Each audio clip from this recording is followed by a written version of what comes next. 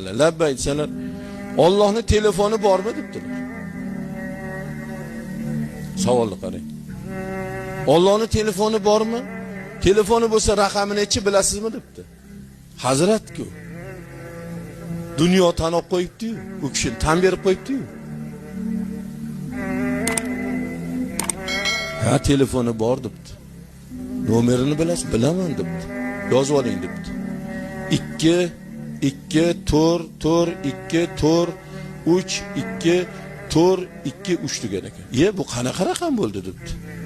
2 rakat bomdod sunnati, 2 rakat farzi, 4 rakat peshinni sunnati, 4 rakat farzi, 2 rakat sunnati, 4 rakat asrni farzi, 3 rakat peshin shomni farzi, 2 rakat sunnati, 4 rakat xuftonni farzi, 2 rakat sunnati, 3 rakat vitr.